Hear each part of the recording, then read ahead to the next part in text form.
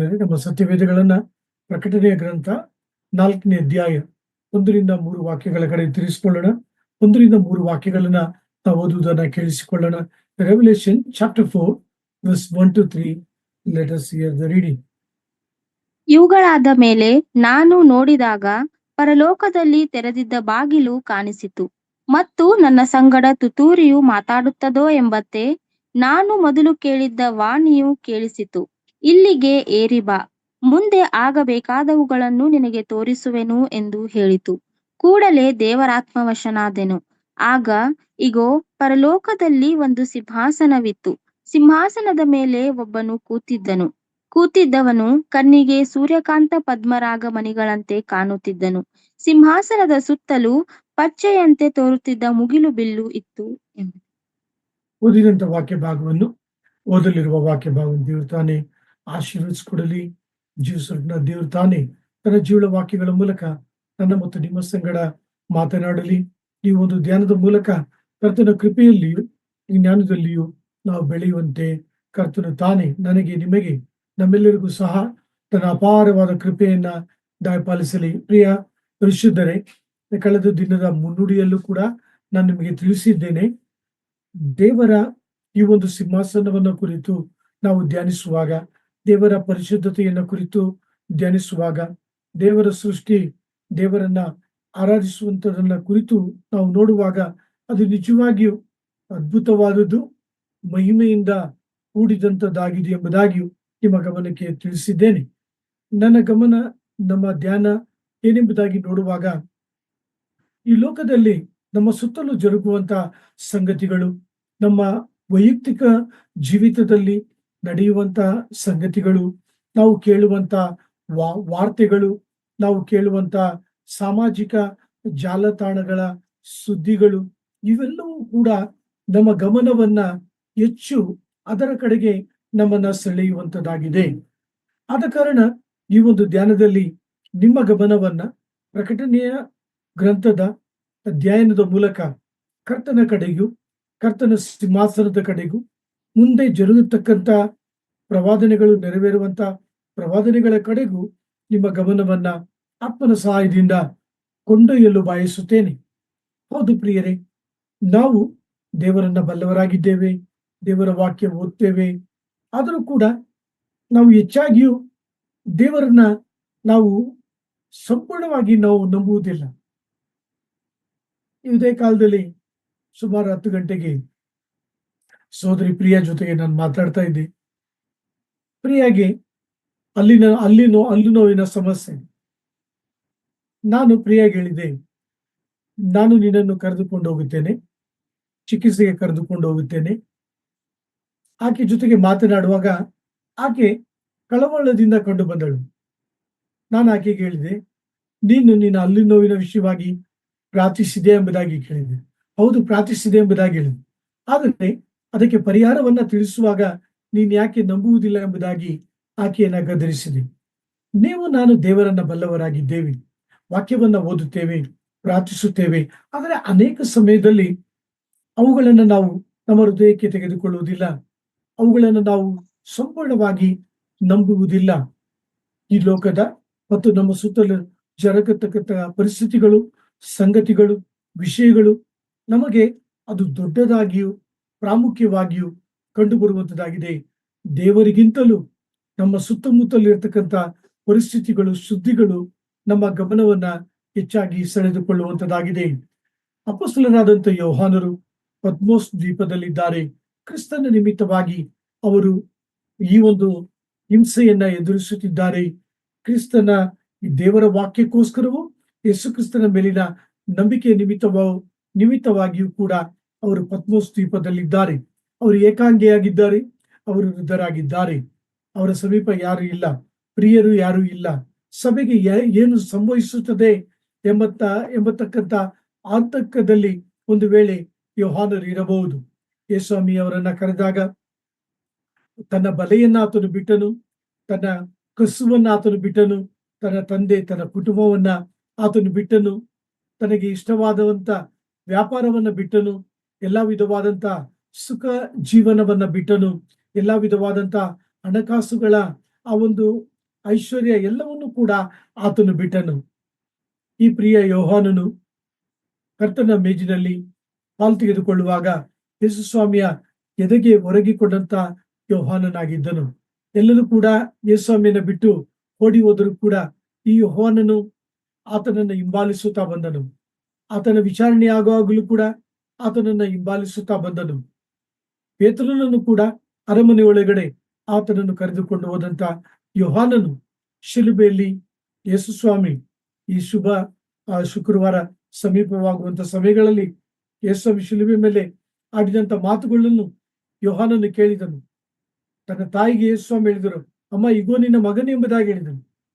ಆ ಯೋಹಾನನನ್ನ ಕುರಿತು ಈ ವಾಕ್ಯ ಭಾಗದಲ್ಲಿ ಆತನ ಅನುಭವವೇನು, ಆತನು ಯಾವ ರೀತಿಯಾಗಿ ಪ್ರವಾದನೆಗಳನ್ನ ಹೊಂದಿದನು, ಯಾವ ಸಂಗತಿಗಳು ಜರುಗುವಂತದಾಗಿದೆ, ಅವುಗಳನ್ನು ಕರ್ತನಿಂದ ಪ್ರಕಟಣೆಯನ್ನ ಹೊಂದಿ ಈ ಪ್ರಕಟಣೆಯ ಗ್ರಂಥದ ವಾಕ್ಯಗಳ ಮೂಲಕ ನನಗೆ, ನಿಮಗೆ, ನಮ್ಮೆಲ್ಲರಿಗೂ ಕೂಡ ತಿಳಿಯಪಡಿಸುತ್ತಿದ್ದಾನೆ.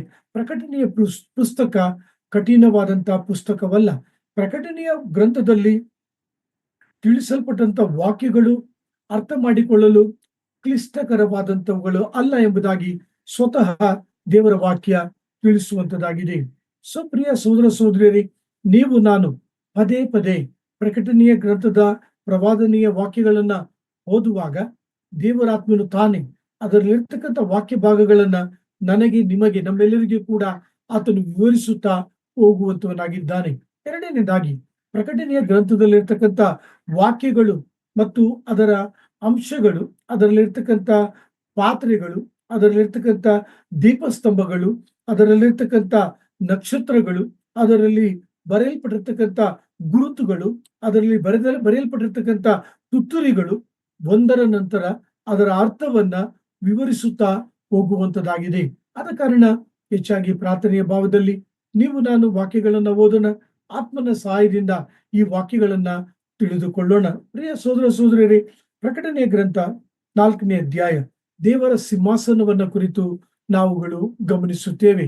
ಏಕಾಂಗಿಯಾದಂತ ಯೋಹಾನನು, ಆದರಣೆ ಇಲ್ಲದಂತ ಯೋಹಾನನನ್ನ ಕರ್ತನಾದ ಯೇಸು ಕ್ರಿಸ್ತನು ತನ್ನ ತುತ್ತೂರಿಯ ಧ್ವನಿಯಂತಿರತಕ್ಕಂಥ ಧ್ವನಿಯ ಮೂಲಕ ಆತನ ಜೊತೆಗೆ ಮಾತನಾಡುತ್ತಿದ್ದಾನೆ, ಆತನನ್ನು ಸಂತೈಸುತ್ತಿದ್ದಾನೆ, ಆತನ ಬೆನ್ನಿನ ಮೇಲೆ ತನ್ನ ಹಸ್ತವನ್ನ ಇಟ್ಟು ಆತನನ್ನ ಧೈರ್ಯಪಡಿಸುತ್ತಿದ್ದಾನೆ. ಆತನಿಗೆ ಪರಲೋಕದಲ್ಲಿ ಜರುಗುವಂತ ಆರಾಧನೆ, ಪರಲೋಕದಲ್ಲಿ ಮಾಡುವಂತ ನಿರ್ಧಾರ, ಇವೆಲ್ಲವುಗಳನ್ನು ಕೂಡ ಪ್ರವಾದನೆಯ ರೂಪದಲ್ಲಿ ವಿವರಿಸುತ್ತಾ ಹೋಗುತ್ತಿದ್ದಾನೆ. ಪ್ರಿಯರೇ, ಕರ್ತನ ಸಿಂಹಾಸನವನ್ನ ಯೋಹಾನರು ನೋಡುವಾಗ ಅದು ಹೇಗಿತ್ತು ಎಂಬುದಾಗಿ ನೋಡುವಾಗ ದೇವರ ವಾಕ್ಯ ಹೇಳುತ್ತದೆ, ಆ ಸಿಂಹಾಸನ ನಿಂತಿತ್ತು ಎಂಬುದಾಗಿ ದೇವರ ವಾಕ್ಯ ವಿವರಿಸುವಂತದ್ದಾಗಿದೆ. ಅದರ ಅರ್ಥ ಇಟ್ ಹಸ್ ಬೀನ್ ಫಿಕ್ಸ್ಡ್, ಅದು ಸ್ಥಿರವಾದಂಥದ್ದು. ಕರ್ತನ ಸಿಂಹಾಸನ ಸ್ಥಿರವಾದಂಥದ್ದು, ಕರ್ತನ ಸಿಂಹಾಸನ ಶಾಶ್ವತವಾದಂಥದ್ದು, ಕರ್ತನ ಸಿಂಹಾಸನ ಕದಲಿಸಲಾಗದಂತ ಸಿಂಹಾಸನ ಎಂಬುದಾಗಿ ಇದಕ್ಕೆ ಭಾಷಾಂತರಗಳಲ್ಲಿ ನಾವುಗಳು ತಿಳಿದುಕೊಳ್ಳಬಹುದು. ಪ್ರಿಯರೇ, ಈ ಸಿಂಹಾಸನ, ಕರ್ತನ ಸಿಂಹಾಸನ ಏನನ್ನು ಕುರಿತು ಮಾತನಾಡುತ್ತದೆ? ಕರ್ತನ ಸಿಂಹಾಸನ ಆತನ ಆಳ್ವಿಕೆಯನ್ನ ಕುರಿತು ಮಾತನಾಡುತ್ತದೆ. ಈ ವಾಕ್ಯಕ್ಕೆ ಒತ್ತು ಕೊಡಲು ಬಯಸುತ್ತೇನೆ. ಕೀರ್ತನೆ 11ನೇ ಅಧ್ಯಾಯ ಓದುವುದನ್ನ ಕೇಳಿಸಿಕೊಳ್ಳೋಣ. 4ನೇ ವಾಕ್ಯ, Psalm chapter 11 verse 4. ಯೆಹೋವನು ತನ್ನ ಪರಿಶುದ್ಧ ಮಂದಿರದಲ್ಲಿದ್ದಾನೆ, ಆತನು ತನ್ನ ಸಿಂಹಾಸನವನ್ನು ಪರಲೋಕದಲ್ಲಿ ಸ್ಥಾಪಿಸಿದ್ದಾನೆ. ಆತನ ಕಣ್ಣುಗಳು ಮಾನವರನ್ನು ನೋಡುತ್ತವೆ, ಆತನು ಅವರನ್ನು ಬಹು ಸೂಕ್ಷ್ಮವಾಗಿ ಪರಿಶೋಧಿಸುತ್ತಾನೆ. ಕರ್ತನು ತನ್ನ ಸಿಂಹಾಸನದಲ್ಲಿ ಇದ್ದಾನೆ. ಆತನೇನು ಮಾಡುತ್ತಿದ್ದಾನೆ?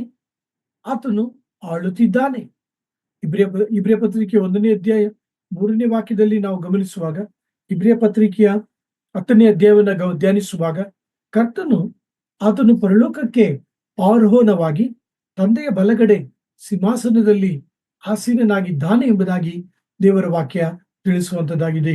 ಭಾರತ ದೇಶದಲ್ಲಿ, ಇಸ್ರೇಲಿನಲ್ಲಿ, ರಷ್ಯಾದಲ್ಲಿ, ಅಮೆರಿಕ ದೇಶದಲ್ಲಿ, ನಮ್ಮ ಸುತ್ತಮುತ್ತಲೂ ಜರುಗುವಂತ ಸಂಗತಿಗಳು, ಈಗ ಹೌತೀಸ್ ಮೇಲೆ ಅಮೆರಿಕದ ದಾಳಿ ಮತ್ತು ಹೌತೀಸ್ ಅಮೆರಿಕದ ಯುದ್ಧ ನೌಕೆಗಳ ಮೇಲೆ ದಾಳಿ, ಈ ಎಲ್ಲ ಘಟನೆಗಳನ್ನ ನಾವುಗಳು ನೋಡುವಾಗ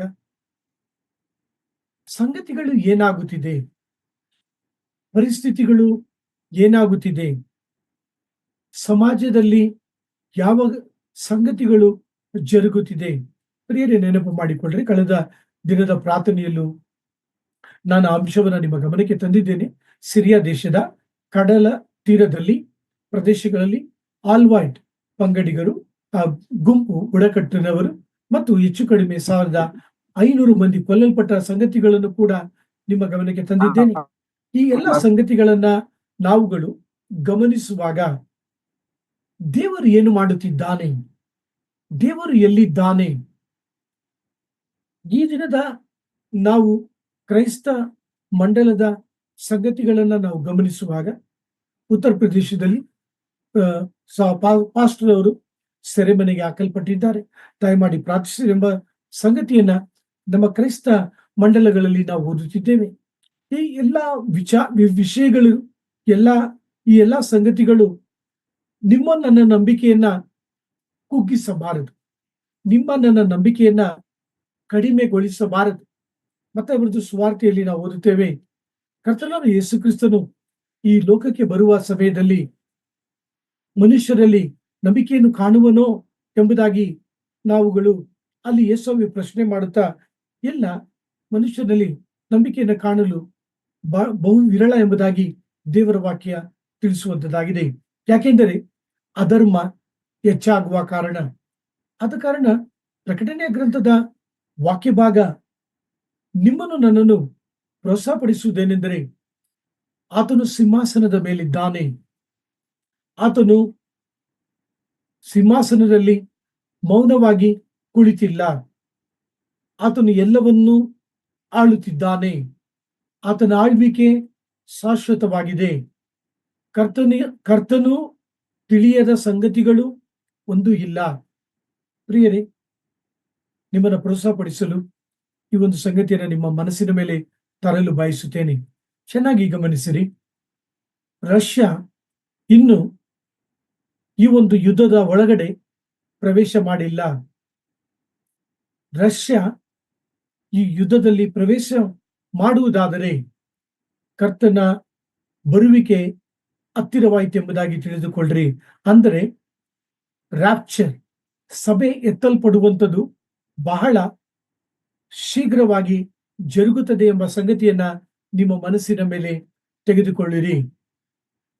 ಈ ಎಲ್ಲ ಘಟನೆಗಳು, ಈ ಎಲ್ಲ ಸಂಗತಿಗಳು ಪ್ರಕಟಣೆಯ ಗ್ರಂಥದ ವಾಕ್ಯಗಳಿಂದ ನೀವು ನಾನು ಪ್ರೋತ್ಸಾಹಪಡಿಸುವುದೇನೆಂದರೆ, ಪಡಿಸಲ್ಪಡುವುದೇನೆಂದರೆ, ಕರ್ತನು ತನ್ನ ಸಿಂಹಾಸನದಲ್ಲಿ ಇದ್ದಾನೆ, ಆತನು ಪ್ರಕಟಣೆಯ ಗ್ರಂಥದಲ್ಲಿ ತಿಳಿಸಿರುವ ತನ್ನ ಎಲ್ಲಾ ವಾಕ್ಯಗಳನ್ನ, ಎಲ್ಲಾ ಪ್ರವಾದನೆಗಳನ್ನ ಆತನು ನೆರವೇರಿಸುವಾತನಾಗಿದ್ದಾನೆ. ಆದ ಕಾರಣ ಪ್ರಕಟಣೆಯ ಗ್ರಂಥ 22ನೇ ಅಧ್ಯಾಯದಲ್ಲಿ ಯೋಹಾನರು ಹೇಳಿದ ಹಾಗೆ, ಕರ್ತನಾದ ಯೇಸುವೆ ಬಾ, ಆತ್ಮನು ಬಾ ಎನ್ನುತ್ತಾನೆ. ಮೊದಲಿಗೆ ಸಭೆ ಬಾ ಎನ್ನುತ್ತದೆ, ಹಾಗೆಯೇ ಯೋಹಾನರು ಹೇಳುತ್ತಿದ್ದಾರೆ ಬಾ ಯೇಸುವೆ ಎಂಬುದಾಗಿ. ನೀವು ನಾನು ನಮ್ಮ ಆತ್ಮೀಯ ಜೀವಿತದಲ್ಲಿ ಈ ಎಲ್ಲಾ ಘಟನೆಗಳು ಜರುಗುವಾಗ, ಕರ್ತನೆ ಬಾ, ಬೇಗನೆ ಬಾ, ಶೀಘ್ರವಾಗಿ ಬಾ, ನಿನ್ನ ರಾಜ್ಯವನ್ನ ಸ್ಥಾಪಿಸು ಎಂಬುದಾಗಿ ನಾವು ಪ್ರಾರ್ಥಿಸುವುದಾದರೆ ನಮ್ಮ ಪ್ರಾರ್ಥನೆ ಬಹು ಅರ್ಥಪೂರ್ವಕವಾಗಿರುತ್ತದೆ ಮತ್ತು ನಮ್ಮ ಪ್ರಾರ್ಥನೆ ಕರ್ತನ ಬರುವಿಕೆಗಾಗಿ ನಮ್ಮನ್ನ ಸಿದ್ಧಪಡಿಸುವಂತದಾಗಿ ಇರುತ್ತದೆ. ಪ್ರಿಯರೇ, ಗಮನಿಸಿರಿ, ಈ ಲೋಕದಲ್ಲಿ ಏನೇ ಪರಿಸ್ಥಿತಿಗಳು, ಏನೇ ಘಟನೆಗಳು, ದುರ್ಘಟನೆಗಳು ಜರುಗುತ್ತಿದ್ದರೂ ಕೂಡ ಈ ಎಲ್ಲಾ ಘಟನೆಗಳು ನಮ್ಮನ್ನ ದೇವರ ವಾಕ್ಯದ ಸಮೀಪಕ್ಕೆ ಕೊಂಡೊಯ್ಯುವಂತದ್ದಾಗಿದೆ. ಮತ್ತಾಯ ಬರೆದ ಸುವಾರ್ತೆಯಲ್ಲಿ ನಾವು ಓದುತ್ತೇವಲ್ಲ, ರಾಜ್ಯಕ್ಕೆ ವಿರೋಧವಾಗಿ ರಾಜ್ಯ ಹೇಳುತ್ತದೆ, ಬರಗಾಲ ಬರ್ತದೆ, ಯುದ್ಧಗಳು ಆಗುತ್ತದೆ. ಈ ಎಲ್ಲಾ ಸಂಗತಿಗಳನ್ನ ನೀವು ಕೇಳುವಾಗ ಮನುಷ್ಯ ಕುಮಾರನ ಪ್ರತ್ಯಕ್ಷತೆ ಸಮೀಪವಾಯಿತು ಎಂಬುದಾಗಿ ತಿಳಿದುಕೊಳ್ಳಿರಿ ಎಂಬುದಾಗಿ ಅಲ್ಲಿ ಸ್ವತಃ ಯೇಸುಸ್ವಾಮಿ ತಿಳಿಸಿದ್ದಾರೆ. ನೀವು ನಾನು ಧೈರ್ಯ ಪಡದೆ ನಂಬಿಕೆಯಿಂದ ಕರ್ತನ ವಾಕ್ಯಗಳನ್ನ ಓದೋಣ. ಹೆಚ್ಚಾಗಿ ಪ್ರವಾದನೆಗಳನ್ನ ಓದೋಣ. ಪ್ರವಾದನೆಗಳಲ್ಲಿ ತಿಳಿಸಲ್ಪಟ್ಟಂತ ವಾಕ್ಯಗಳು ನೆರವೇರುವಂತ ಸಮಯವು ಅತಿ ಸಮೀಪವಾಗಿದೆ ಎಂಬ ಒಂದು ಭಾವನೆಯಲ್ಲಿಯೂ ಅರ್ಥದಲ್ಲಿಯೂ ಆ ವಾಕ್ಯಗಳನ್ನ ನಾವು ಓದೋಣ. ವಾಕ್ಯಕ್ಕೆ ಒತ್ತು ಕೊಡಲು ಬಯಸುತ್ತೇನೆ. ಕೀರ್ತನೆ 103 19ನೇ ವಾಕ್ಯ ಓದುವುದನ್ನು ಕೇಳಿಸಿಕೊಳ್ಳೋಣ. Psalm 103 verse 19. ಯೆಹೋವನು ಮೇಲಿನ ಲೋಕದಲ್ಲಿ ತನ್ನ ಸಿಂಹಾಸನವನ್ನು ಸ್ಥಾಪಿಸಿದ್ದಾನೆ, ಆತನು ಸಮಸ್ತವನ್ನು ಆಳುತ್ತಾನೆ. ಸೊ ಪ್ರಿಯರೇ, ನನ್ನನ್ನು ಯಾರು ಆಳುತ್ತಿದ್ದಾರೆ? ಕರ್ತನಾದ ಯೇಸು ಕ್ರಿಸ್ತನು ಆಳುತ್ತಿದ್ದಾನೆ. ಯಾಕೆಂದರೆ ಆತನ ನನ್ನ ಹೃದಯದಲ್ಲಿ ರಾಜನಾಗಿ ಸ್ವೀಕರಿಸಿಕೊಂಡಿದ್ದೇನೆ.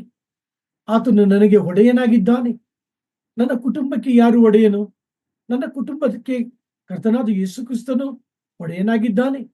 ನಿಮ್ಮ ಜೀವಿತಕ್ಕೆ ಯಾರು ಒಡೆಯನು? ಕರ್ತನಾದ ಯೇಸು ಕ್ರಿಸ್ತನಾಗಿದ್ದಾನೆ. ನಿಮ್ಮ ಕುಟುಂಬಕ್ಕೆ ಯಾರು ಒಡೆಯನು? ಕರ್ತನಾದ ಯೇಸು ಕ್ರಿಸ್ತನಾಗಿದ್ದಾನೆ. ನಿಮ್ಮ ಸಭೆಗೆ ಯಾರು ಒಡೆಯನು? ಕರ್ತನಾದ ಯೇಸು ಕ್ರಿಸ್ತನಾಗಿದ್ದಾನೆ. ನಿಮ್ಮ ರಾಜ್ಯಕ್ಕೆ ಯಾರು ಒಡೆಯನು? ಕರ್ತನಾದ ಯೇಸು ಕ್ರಿಸ್ತನಾಗಿದ್ದಾನೆ.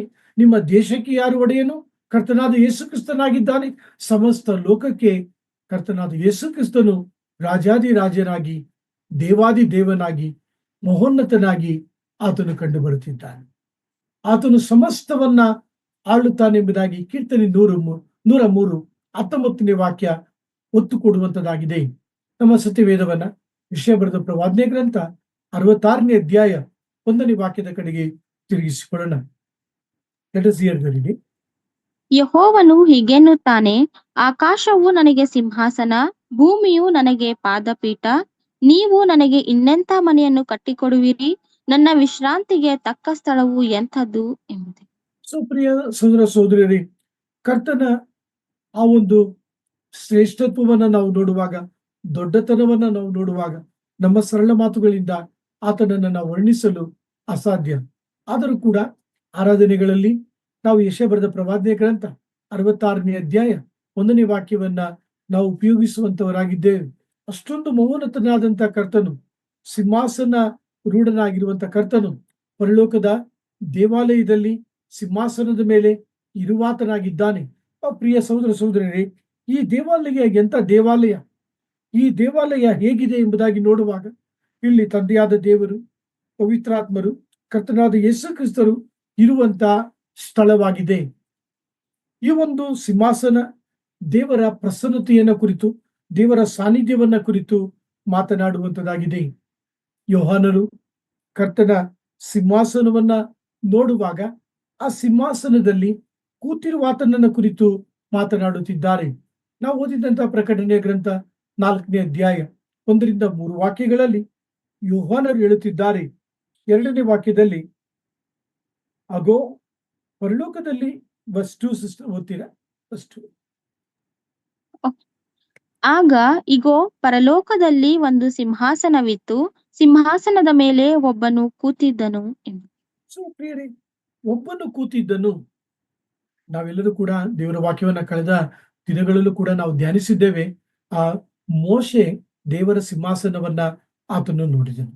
ಎಸೆಕಿಯೇಲ ದೇವರ ಸಿಂಹಾಸನವನ್ನ ನೋಡಿದನು. ಯೋಹಾನರು ದೇವರ ಸಿಂಹಾಸನವನ್ನ ನೋಡಿದರು.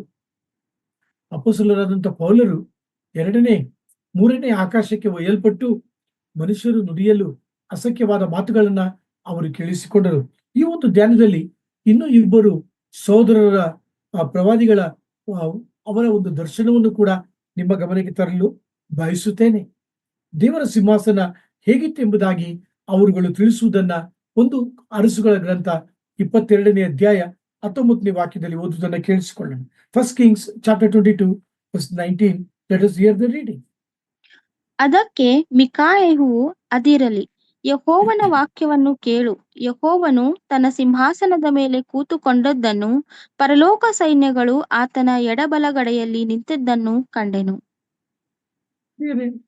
ಈ ವಾಕ್ಯ ಭಾಗವನ್ನ ನಾವು ಗಮನಿಸುವಾಗ ಮಿಕಾಯೆಯು ದೇವರ ಪ್ರವಾದಿ ದೇವರ ಸಿಂಹಾಸನವನ್ನು, ಆತನ ಎಡಬಲಗಡೆ ಇರತಕ್ಕಂಥ ಸೈನ್ಯವನ್ನು ಗಮನಿಸುತ್ತಿದ್ದಾನೆ. ಸೊ ನಿಮ್ಮ ಗಮನಕ್ಕೆ ತರ್ತಕ್ಕಂಥ ಒಂದು ಆತ್ಮೀಯ ಪಾಠವೇನೆಂದರೆ, ಈ ಲೋಕದಲ್ಲಿರ್ತಕ್ಕಂಥ ಶತ್ರುಗಳಿಗಿಂತ, ದೇವರ ಮಕ್ಕಳನ್ನ ವಿರೋಧಿಸುವವರಿಗಿಂತ, ದೇವರ ಮಕ್ಕಳನ್ನ ಹಿಂಸೆ ಪಡಿಸುವವರಿಗಿಂತ ನೀವು ನಾನು ಅರಿಯಬೇಕಾದ ಒಂದು ಸಂಗತಿ ಏನೆಂದರೆ, ನಮ್ಮ ದೇವರು ಸಿಂಹಾಸನ ರೂಢನಾಗಿದ್ದಾನೆ. ಆತನ ಸುತ್ತ ರಥಾಶ್ವಗಳಿಂದ ತುಂಬಿದಂತ ರಥಗಳು, ರಾವುತರು, ದೇವದೂತರು, ಆತನ ದೊಡ್ಡ ಸೈನ್ಯವಿದೆ ಎಂಬ ಒಂದು ಆತ್ಮೀಯ ಗ್ರಹಿಕೆಯನ್ನ ನೀವು ನಾನು ಹೊಂದಿಕೊಂಡಂತ ಜೀವಿತವನ್ನ ಜೀವಿಸಬೇಕು. ನೀವು ನಾನು ಅಧೈರ್ಯ ಪಡಬಾರದು. ಕರ್ತನು ತನ್ನ ಈ ಲೋಕದಲ್ಲಿರ್ತಕ್ಕಂಥ ಎಲ್ಲರಿಗಿಂತಲೂ ಆತನು ದೊಡ್ಡವನಾಗಿದ್ದಾನೆ. ಆತನು ಮಹೋನ್ನತನಾಗಿದ್ದಾನೆ. ಆತನು ಸೇನಾಧೀಶ್ವರನಾದ ಯೆಹೋವನಾಗಿದ್ದಾನೆ. ಆತನು ಶಕ್ತಿಯುಳ್ಳ ದೇವರಾಗಿದ್ದಾನೆ. ಯೋಹಾನನು ಈ ಸಿಂಹಾಸನದ ಮೇಲೆ ಕುಳಿತಂತ ದೇವರನ್ನ ಹೇಗೆ ವರ್ಣಿಸುತ್ತಿದ್ದಾನೆ ಎಂಬುದಾಗಿ ನೋಡುವಾಗ ದೇವರ ವಾಕ್ಯ ಹೇಳುತ್ತದೆ, ಆತನು ದೇವರನ್ನ ವಿವರಿಸಲು ಆತನಿಗೆ ಸಾಲುತ್ತಿಲ್ಲ. ಆದ ಕಾರಣ ಆತನು ದೇವರ ರೂಪವನ್ನ ಕುರಿತು ಜಾಸ್ಪರ್ ಎಂಬುದಾಗಿಯೂ ಸಾರ್ಡಿಸ್ ಎಂಬುದಾಗಿಯೂ ಆತನು ಆ ಒಂದು ವಜ್ರಗಳ ಮೂಲಕ ದೇವರನ್ನ ವರ್ಣಿಸುವಾತನಾಗಿದ್ದಾನೆ. ಕನ್ನಡ ಭಾಷೆಯಲ್ಲಿ ಸೂರ್ಯಕಾಂತ ಪದ್ಮರಾಗ ಮಣಿಗಳಂತೆ ಕಾಣುತ್ತಿದ್ದನು ಎಂಬುದಾಗಿ ಆತನು ತಿಳಿಸುತ್ತಿದ್ದಾನೆ. ಪ್ರಿಯರೇ, ಈ ವಾಕ್ಯಕ್ಕೆ ಒತ್ತು ಕೊಡಲು ಬಯಸುತ್ತೇನೆ. ಸೂರ್ಯಕಾಂತ ಅಂದರೆ ಜಾಸ್ಪರ್, ಅದರ ಅರ್ಥ ಪಾರದರ್ಶಕವಾದದ್ದು. ನೀವೆಲ್ಲರೂ ಕೂಡ ಡೈಮಂಡ್ ಅನ್ನ ನೋಡಿದ್ದೀರಿ. ವಜ್ರ ಪಾರದರ್ಶಕವಾದದ್ದು. ಆ ಸಿಂಹಾಸನದ ಮೇಲೆ ಕೂತಂತ ಯಜ್ಞದ ಕುರಿಯಾದತನನ್ನ ಆತನು ಕಾಣುವಾಗ, ಆತನು ಕಣ್ಣಿಗೆ ಹೇಗೆ ಕಂಡನು ಎಂಬುದಾಗಿ ನೋಡುವಾಗ, ಆತನು ಬಿಳಿ ಪಾರದರ್ಶಕವಾದ ವಜ್ರದಂತೆ ಕಂಡನು ಎಂಬುದಾಗಿ ಯೋಹಾನನು ತಿಳಿಸುತ್ತಿದ್ದಾನೆ. ಅದು ಏನನ್ನು ಕುರಿತು ಮಾತನಾಡುತ್ತದೆ? ಅದು ಆತನ ಖಾಲಿಯಾದ ಸಮಾಧಿಯನ್ನು ಕುರಿತು ಮಾತನಾಡುತ್ತದೆ. ಅದು ಏನನ್ನು ಕುರಿತು ಮಾತನಾಡುತ್ತದೆ? ಆತನ ಪರಿಶುದ್ಧತೆಯನ್ನ ಕುರಿತು ಮಾತನಾಡುತ್ತದೆ. ಅದು ಏನನ್ನು ಕುರಿತು ಮಾತನಾಡುತ್ತದೆ? ಅದು ಆತನ ಪುನರುತ್ಥಾನವನ್ನ ಕುರಿತು ಮಾತನಾಡುತ್ತದೆ. ಈ ಪದ್ಮರಾಗವನ್ನ ಕುರಿತು, ಈ ಒಂದು ವಜ್ರವನ್ನ ಕುರಿತು ಮಾತನಾಡುವುದಾದರೆ, ಇದು ಮತ್ತೊಂದು ಭಾಷೆಯಲ್ಲಿ ಸಾರ್ಡಿಸ್ ಎಂಬ ಪದದಲ್ಲಿ ಅದು ಭಾಷಾಂತರಿಸಲ್ಪಡುತ್ತದೆ. ಪ್ರಿಯರೇ, ಈ ವಾಕ್ಯವನ್ನ ನಾವು ಪ್ರಕಟಣೆಯ ಗ್ರಂಥದಲ್ಲಿ ನಾವು ಓದಿದ್ದೇವೆ. ಸಾರ್ದಿಸ್ ಎಂಬತಕ್ಕಂಥ ಸ್ಥಳದಲ್ಲಿ ದೊರಕುವಂತ ಈ ಒಂದು ಪದ್ಮರಾಗ ಅದು ಹೇಗಿದೆ ಎಂಬುದಾಗಿ ನೋಡುವಾಗ, ಡೀಪ್ ರೆಡ್, ಕಡು ಕೆಂಪಾದಂತ ಒಂದು ವಜ್ರ, ಅದನ್ನ ಕುರಿತು ಮಾತನಾಡುತ್ತದೆ. ಸೊ ಈ ಎರಡು ವಜ್ರಗಳು, ಅದರ ಒಂದು ಬಣ್ಣಗಳು, ಅದರ ಒಂದು ಹೊಳಪು, ಅದರ ಒಂದು ಪ್ರಕಾಶ ಏನನ್ನು ಕುರಿತು ಮಾತನಾಡುತ್ತದೆ? ಕರ್ತನಾದ ಯೇಸು ಕ್ರಿಸ್ತನು ನನಗೋಸ್ಕರ, ನಿಮಗೋಸ್ಕರವಾಗಿ ಕಲ್ವಾರಿ ಶಿಲುಬೆಯಲ್ಲಿ ಬಲಿಯಾದನು ಎಂಬುದಾಗಿ ಈ ಕೆಂಪು ಬಣ್ಣ ಮಾತನಾಡುತ್ತದೆ. ದಿ ಸಾರ್ಡಿಯಸ್, ಈ ಒಂದು ಕಲ್ಲು, ಅದರ ಬಣ್ಣ, ಅದನ್ನ ಕುರಿತು ಆತ್ಮೀಯವಾದ ಅರ್ಥದಲ್ಲಿ ಮಾತನಾಡುವಂತದ್ದಾಗಿದೆ.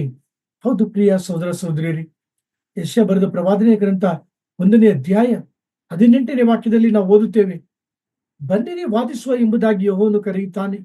ನಿಮ್ಮ ಪಾಪಗಳು ಕಡು ಕೆಂಪಾಗಿದ್ದರೂ ಹಿಮದ ಹಾಗೆ ಬಿಳುಪಾಗುವವು, ಕಿರುಮಂಜಿ ಬಣ್ಣವಾಗಿದ್ದರು, ಕಿರುಮಂಜಿ ದ ಡೀಪ್ ರೆಡ್, ಕಡು ಕೆಂಪಾದಂತ ಬಣ್ಣವಾಗಿದ್ದರು ಹಿಮದ ಹಾಗೆ ಬೆಳ್ಳಗಾಗುವುದೆಂಬುದಾಗಿ ಅಲ್ಲಿ ದೇವರು ತನ್ನ ವಾಕ್ಯದ ಮೂಲಕ ನನ್ನನ್ನು ನಿಮ್ಮನ್ನು ಕರೆದಿದ್ದಾನೆ.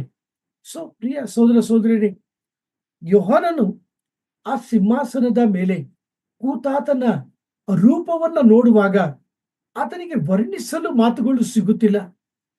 ಹೇಗೆ ಕಾಣುತ್ತಿದ್ದಾನೆ? ಅಷ್ಟೊಂದು ಬೆಳಕಿನಲ್ಲಿ ಆತನು ಕಾಣುತ್ತಿದ್ದಾನೆ, ಅಷ್ಟೊಂದು ಪ್ರಕಾಶಮಯವಾಗಿ ಆತನು ಕಾಣುತ್ತಿದ್ದಾನೆ. ಪ್ರಿಯರೇ, ಈ ಲೋಕದಲ್ಲಿ ಯಾವುದೇ ಒಂದು ಸೌಂದರ್ಯವಾಗಲಿ, ಯಾವುದೇ ಒಂದು ಮಹಿಮೆಯಾಗಲಿ ನಾನು ಈ ಒಂದು ವಾಕ್ಯಕ್ಕೆ ಹೋಲಿಸಲು ಬಯಸುವುದೇ ಇಲ್ಲ.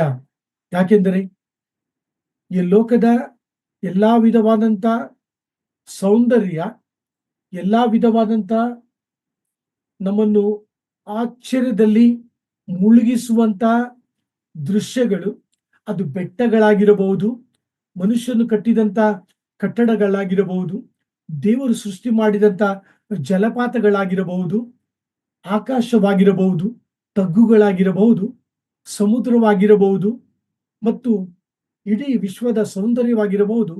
ಆ ಒಂದು ಸೌಂದರ್ಯ ಪ್ರಕಟಣೆ ಗ್ರಂಥ 4ನೇ ಅಧ್ಯಾಯದಲ್ಲಿ ಕಂಡುಬರುವಂತ ಈ ಒಂದು ಬೆಳಕಿಗೂ ಮಹಿಮೆಗೂ ಸರಿಸಾಟಿಯಾದದಲ್ಲ ಎಂಬುದಾಗಿ ನಿಮ್ಮ ಗಮನಕ್ಕೆ ತರಲು ಬಯಸುತ್ತೇನೆ. ಈ ಒಂದು ಪದ್ಮರಾಗ ಮತ್ತು ಸೂರ್ಯಕಾಂತ, ಈ ಒಂದು ಕಲ್ಲುಗಳನ್ನ ನಾವುಗಳು ಧ್ಯಾನಿಸುವಾಗ, ಹಳೆ ಒಡಂಬಡಿಕೆಯಲ್ಲಿ ಯಾಜಕನು ಈ ಕಲ್ಲುಗಳನ್ನ 12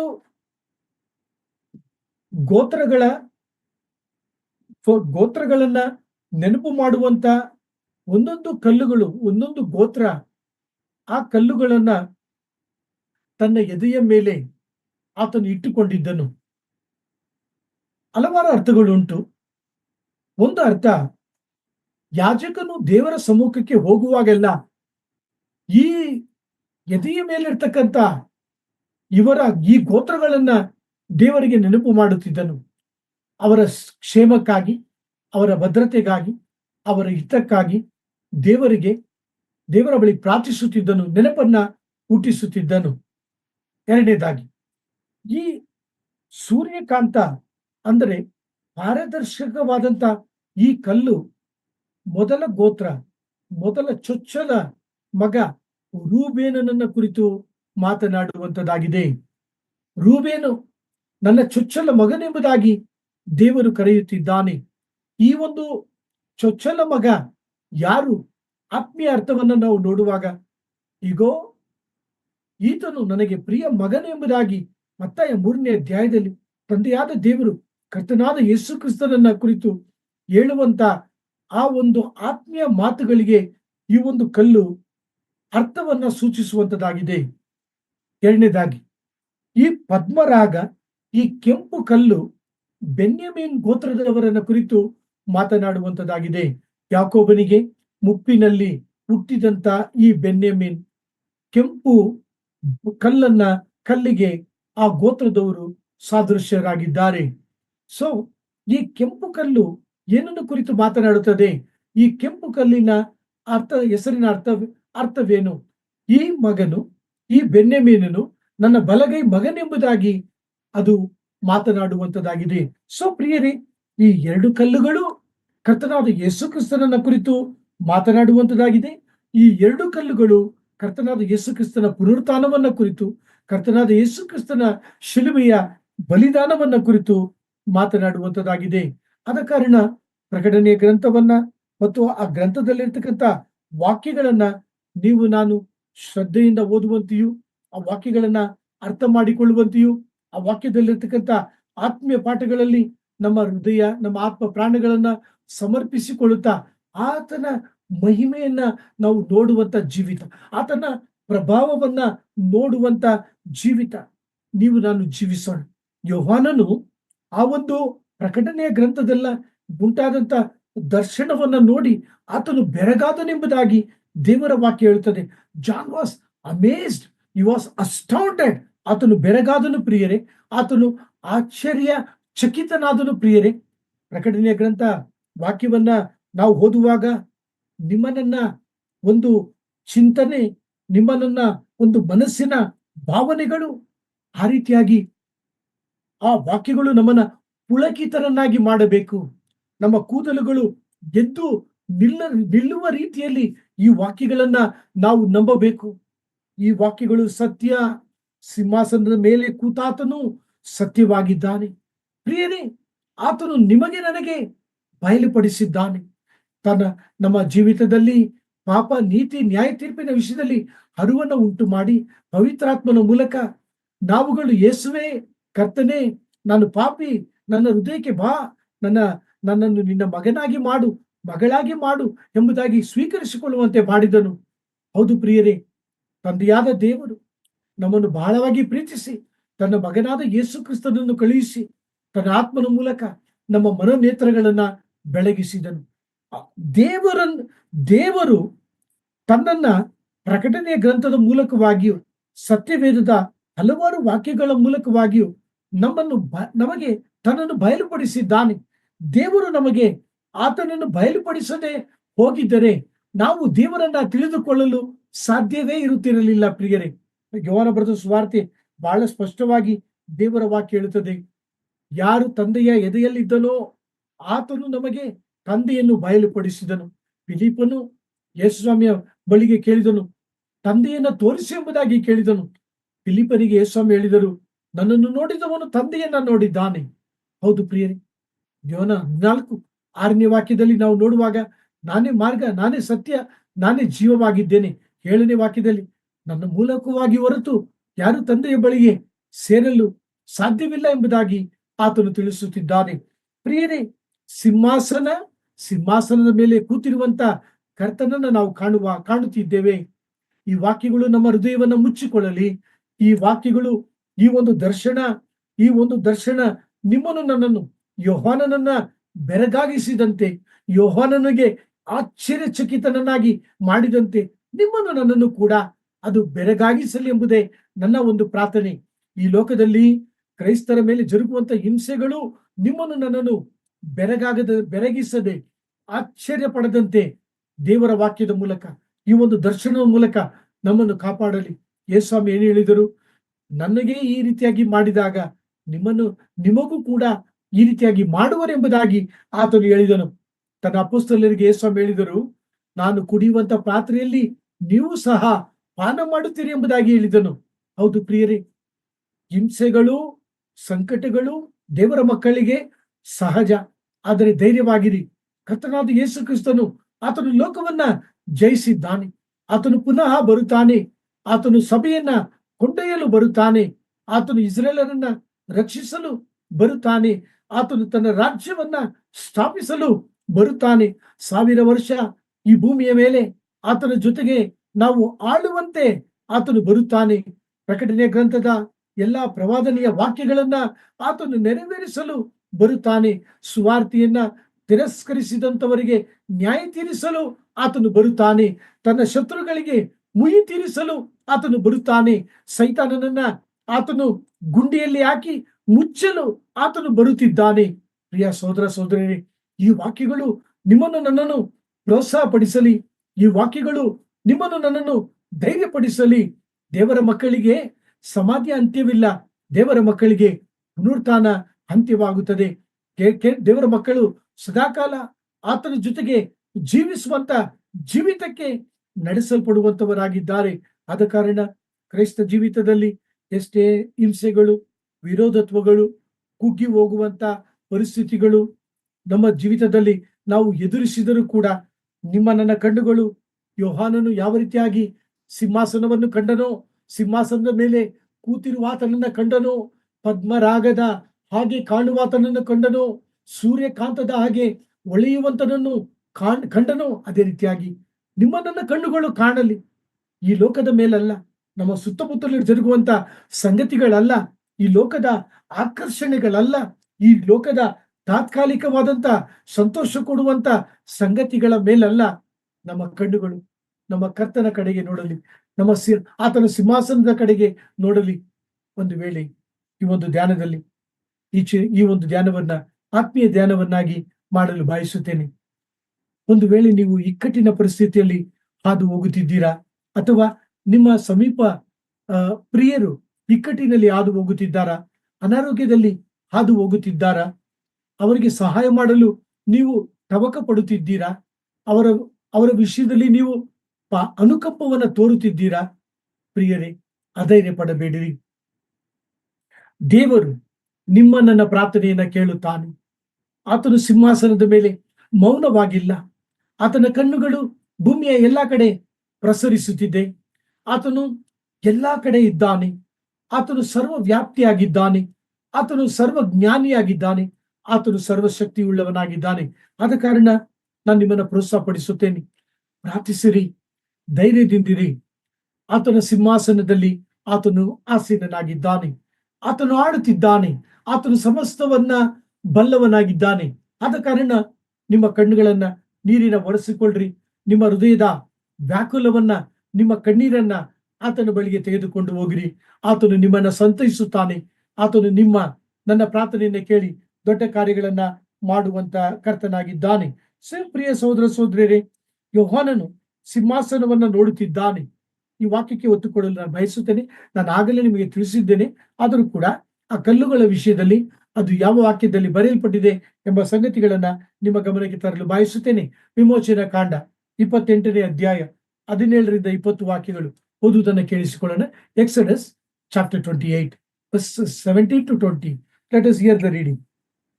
ಅದರ ಮುಂಭಾಗದಲ್ಲಿ 4 ಸಾಲುಗಳಾಗಿ ಜವೆಯ ಕಲ್ಲಿಗಳಲ್ಲಿ ರತ್ನಗಳನ್ನು ಸೇರಿಸಬೇಕು. ಮೊದಲನೇ ಸಾಲಿನಲ್ಲಿ ಮಾಣಿಕ್ಯ, ಪುಷ್ಯರಾಗ, ಸ್ಫಟಿಕಗಳನ್ನು, 2ನೇ ಸಾಲಿನಲ್ಲಿ ಕೆಂಪರಲು, ನೀಲ ಪಚ್ಚೆಗಳನ್ನು, 3ನೇ ಸಾಲಿನಲ್ಲಿ ಸುವರ್ಣ ರತ್ನ, ಗೋಮೇಧಕ, ಧೂಮ್ರಮಣಿಗಳನ್ನು, 4ನೇ ಸಾಲಿನಲ್ಲಿ ಪೀತರತ್ನ, ಬೆರುಲ್ಲ, ವೈಡೂರ್ಯಗಳನ್ನು ಚಿನ್ನದ ಜವೆಯ ಕಲ್ಲಿಗಳಲ್ಲಿ ಸೇರಿಸಬೇಕು. ಕರ್ತನ ವಾಕ್ಯದ ಬೆಳಕಿನಲ್ಲಿ ನಾವುಗಳು ಗಮನಿಸುವಾಗ ಈ ಒಂದು ಸಿಂಹಾಸನದಲ್ಲಿ ದೇವರು ಕೂತಿರುವಂಥದ್ದು, ಆತನ ಪ್ರಕಾಶ, ಆತನ ಹೊಳಪು, ಆತನ ವೈಭವ, ಆತನ ಮಹಿಮೆ ಇವುಗಳನ್ನ ನೋಡುವಾಗ ಅದು ಯೋಹಾನನಿಗೆ ಸಮಾಧಾನವನ್ನು ಕೊಟ್ಟಿತು. ಎರಡನೇದಾಗಿ ಯೋಹಾನನಿಗೆ ಅದು ಆದರಣೆಯನ್ನ ಕೊಟ್ಟಿತು. ಮಾತ್ರವಲ್ಲ, ಪ್ರಿಯ ಸಹೋದರ ಸಹೋದರಿಯರೇ, ಈ ಒಂದು ದರ್ಶನ ಏನನ್ನ ಕುರಿತು ಮಾತನಾಡುವಂಥದ್ದು ಎಂಬುದಾಗಿ ನೋಡುವಾಗ ಆತನು ದಹಿಸುವ ಅಗ್ನಿ ಉಳ್ಳವನಾಗಿದ್ದಾನೆ. ಆತನನ್ನು ನೀವು ನಾನು ಕಾಣಲು ಕೂಡ ಅಸಖ್ಯ. ಪ್ರಿಯ ಸಹೋದರ ಸಹೋದರಿಯರೇ, ವಾಕ್ಯಕ್ಕೆ ಒತ್ತು ಕೊಡಲು ಬಯಸುತ್ತೇನೆ. ಇಬ್ರಿಯ ಪತ್ರಿಕೆ 2ನೇ ಅಧ್ಯಾಯ 29ನೇ ವಾಕ್ಯ ಓದುವುದನ್ನು ಕೇಳಿಸಿಕೊಳ್ಳೋಣ. Hebrews chapter 12 verse 29. ಯಾಕೆಂದರೆ ನಮ್ಮ ದೇವರು ದಹಿಸುವ ಅಗ್ನಿಯಾಗಿದ್ದಾನೆ. ಇಬ್ರಿಯ ಧರ್ಮೋಪದೇಶ ಕಾಂಡ 4ನೇ ಅಧ್ಯಾಯ 24ನೇ ವಾಕ್ಯ. Deuteronomy chapter 4 verse 24. ನಿಮ್ಮ ದೇವರಾದ ಯೆಹೋವನು ತನಗೆ ಸಲ್ಲಬೇಕಾದ ಗೌರವವನ್ನು ಮತ್ತೊಬ್ಬನಿಗೆ ಸಲ್ಲಗೊಡಿಸದೆ ಉರಿಯುವ ಬೆಂಕಿಯಂತೆ ದ್ರೋಹಿಗಳನ್ನು ದಹಿಸಿ ಬಿಡುವವನಾಗಿದ್ದಾನೆಂದು ತಿಳಿಯಿರಿ. ಪ್ರಿಯರೇ, ನಮ್ಮ ಕರ್ತನು ದಹಿಸುವ ಅಗ್ನಿ ಉಳ್ಳವನಾಗಿದ್ದಾನೆ. ಈ ಒಂದು ಧ್ಯಾನದಲ್ಲಿ ಕರ್ತನ ಸಿಂಹಾಸನವನ್ನು ಕುರಿತು, ಅದರ ಮಹತ್ವವನ್ನು ಕುರಿತು, ಕರ್ತನು ಹೇಗಿದ್ದಾನೆ ಎಂಬುದಾಗಿ ಕುರಿತು, ಸೂರ್ಯಕಾಂತ, ಪದ್ಮರಾಗ, ಇದರ ಒಂದು ಆ ಆತ್ಮೀಯ ಅರ್ಥಗಳನ್ನು ಕುರಿತು, ಆ